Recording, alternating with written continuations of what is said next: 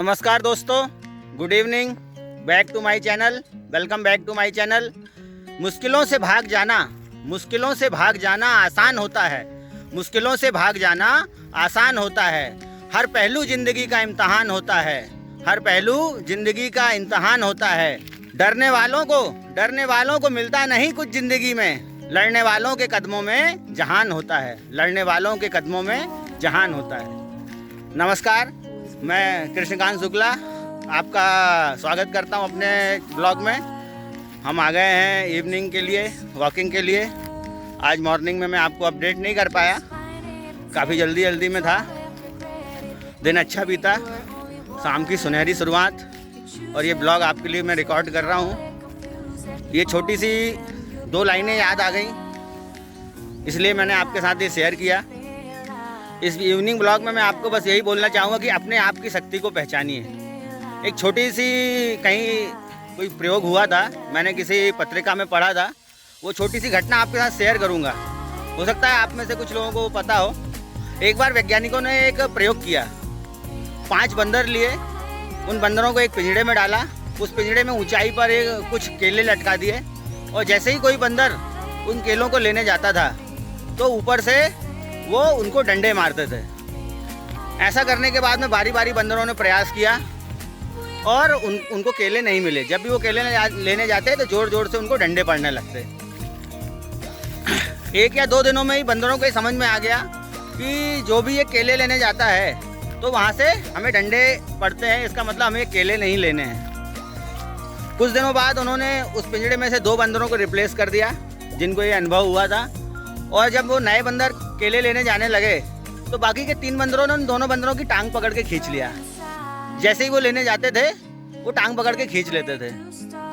इस बार वैज्ञानिकों ने उनको डंडे नहीं मारे, लेकिन उन्होंने देखा कि ये बंदर आपस में ही, 3 बंदर तो पता है उनको कि डंडे पड़ते हैं, लेकिन 2 बंदरों को पता नहीं था, और उनके जो टांग जो है वो साथ वाली खींच रहे थे।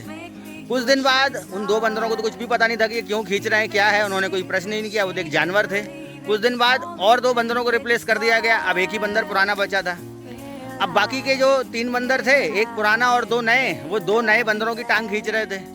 कुछ दिन बाद 1 बंदर और जो था उसको भी रिप्लेस कर दिया गया। अब 5 बंदर नए हो गए थे उस पिंजड़े में, लेकिन कोई भी बंदर वो केले नहीं खा रहा था, क्योंकि उनको आपस में पता लग गया था कि केले नहीं खाना है। अगर कोई खाता है तो सबको उसको खींचना है, और क्यों खींचना है ये तो उन्होंने कोई प्रश्न नहीं किया। और यहीं से एक इंसान में और एक जानवर में फ़र्क पैदा होता है। हमें अपने आप से प्रश्न करना है कि हमने ये काम क्यों किया, हमें क्यों करना है, दुनिया हमें क्यों मना कर रही है। हम दुनिया के कहने से नहीं चलेंगे। दुनिया के कहने से तो हमने बहुत चल लिया। हम एक्सपेरिमेंट करके देखेंगे, हम प्रयोग करेंगे, हम जिम्मेदारी लेंगे अपने हारने की, अपने जीतने की। जिंदगी में हमें पहाड़ों पे चलना तो पड़ेगा, हमें प्रयोग तो करने पड़ेंगे, हमें रिस्क तो लेनी पड़ेगी, लेकिन इसका ये मतलब नहीं कि हम असफल ही होंगे। हमें दुनिया से लीक से हट के कुछ काम करना पड़ेगा। इसी के साथ मैं आपको बहुत बहुत शुभकामनाएं देता हूं कि आपका शाम बहुत सुहानी रहे, आपका दिन अच्छा बीता होगा, ऐसी आशा भी करता हूं। और आपकी ज़िंदगी में कुछ नए जोश और जुनून को भरने में अगर मैं सफल रहा, मैं किसी एक आदमी के भी ज़िंदगी में एक क्षण के लिए भी कुछ परिवर्तन करने की सफल रहा, तो मेरा जीवन सफल हो जाएगा। मैं अपने एक्सपीरियंस आपके साथ ऐसे ही शेयर कर रहा हूँ। आप लोगों का जो प्यार और जो आप लोगों के कमेंट आ रहे हैं, आप लोगों के ईमेल्स आ रहे हैं, उसके लिए बहुत बहुत शुक्रिया, बहुत बहुत धन्यवाद।